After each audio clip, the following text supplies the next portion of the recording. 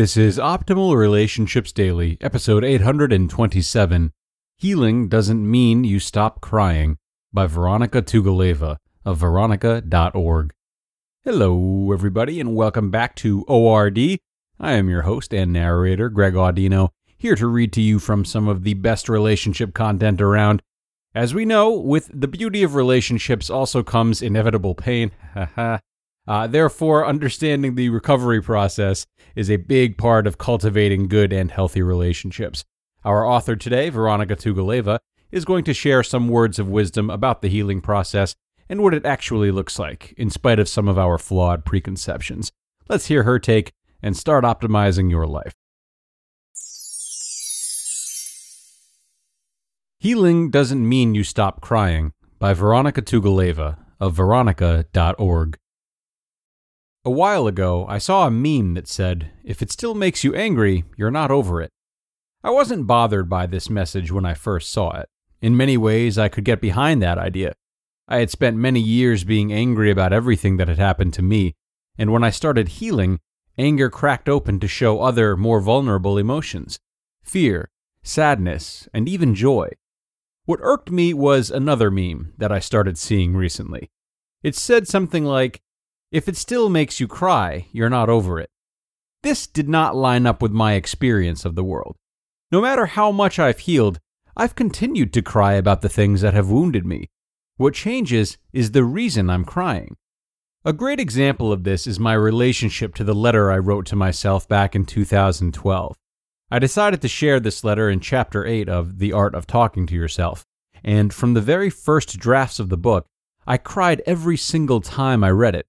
As you can imagine, this made editing difficult. I edit a lot. I've learned over the years that if I let my work sit until I lose my attachment to it, I can come back with fresh eyes and edit even better. With The Art of Talking to Yourself, I vow to continue this process.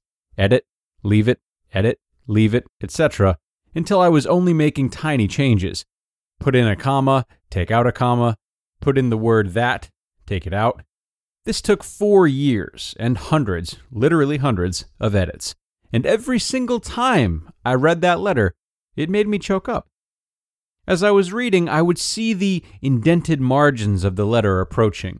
I'd feel tears starting to gather. As you can imagine, this became inconvenient. So I started skipping that passage. It was simply unproductive to end up so emotional every time I read that chapter. But even though I stopped reading it on every edit, I continued to feel moved by its presence. I remember on my first edit of the hard copy, my eyes watered when I flipped a page and saw the letter out of the corner of my eye. Then it came time to record the audiobook. A few weeks before going into the studio, I pondered my reaction to the letter. Would I cry when I recorded? Would my voice shake? Would this take away from the final product? And most importantly of all, why was I crying? There's another thing that's always made me cry to watch or even think about. In The Notebook, there's that one scene in the rain when she accuses him of not writing to her. And he says, "I wrote you 365 letters. I wrote you every day for a year. It wasn't over. It still isn't over." You know that speech, I'm sure. It tears me apart. They are the words she has so longed to hear and he has so longed to say.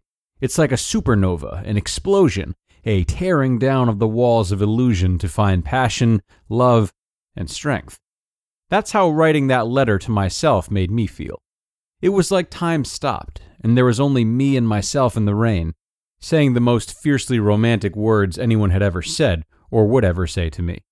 My savior had finally come. She wasn't what I expected, but she swept me off my feet. That is why I cried, why I still cry. I cry because the memory of catharsis evokes cathartic feelings within me. I cry for all the pain I released by standing up and taking responsibility for loving myself. All the pain that so many people walk around with day to day. They are tears of joy, release, compassion, and love. So when I recorded reading that letter, yes, I cried. And yes, my voice shook. And no, it didn't harm the recording. I think it made it better. My family used to always tell me to stop crying. Whenever I would tear up, they would say, "Don't do that." When my grandfather describes happy people, he says, "You know, the ones who never cry." It's nonsense. It's culturally ingrained nonsense, and it keeps us from healing. Tears are essential. For some more than others, but for all of us to some degree. Tears are emotional lubricant. They help us feel our lives, feel others' pain, feel the moment. Being open to life is a tear-jerking experience, and there is nothing bad about that. There are so many bodily functions that we jokingly claim are better in than out. I remember being in an Uber once and suppressing a sneeze when the driver told me, with concern in his voice, that it was dangerous to do that. He learned it in medical school. I think it is potentially dangerous to suppress any feeling, and much of our suppression begins and ends with our beliefs about what we should feel. The first meme said, "If you're still angry, you're not over it." Maybe this is a harmful idea too. Maybe for some people, anger isn't toxic. Maybe it comes up to help them remember to set boundaries or fight for justice. If I end up in a situation that reminds me of the past, I might experience old anger bubbling up. Does that mean I'm not over it? Or could my emotions be trying to help me identify the similarity of my experiences and warn me that I might be repeating unhelpful patterns? The second meme said, "If you're still crying, you're not over it." Maybe both parts of that sentence are wrong. Maybe the most dangerous belief of all is that we should get over it. Am I over my self-love issues? I write about my experiences. I coach people through their journeys, feeling the intensity of their pain with them. Sometimes I cry with them. Many of my poems chronicle my healing process. Every day I find new ways to relearn the same lessons.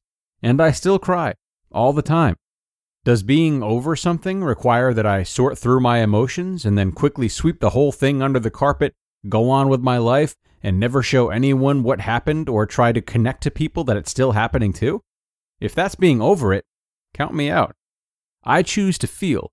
I'm not afraid of my emotions, and I will not stop crying.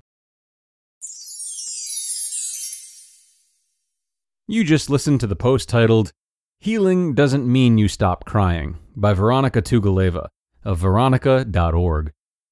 And a quick reminder, everyone, that whether you are living with your family or apart, there are many healthy practices you can take when navigating your relationships, one of which includes speaking to a professional therapist should you need any.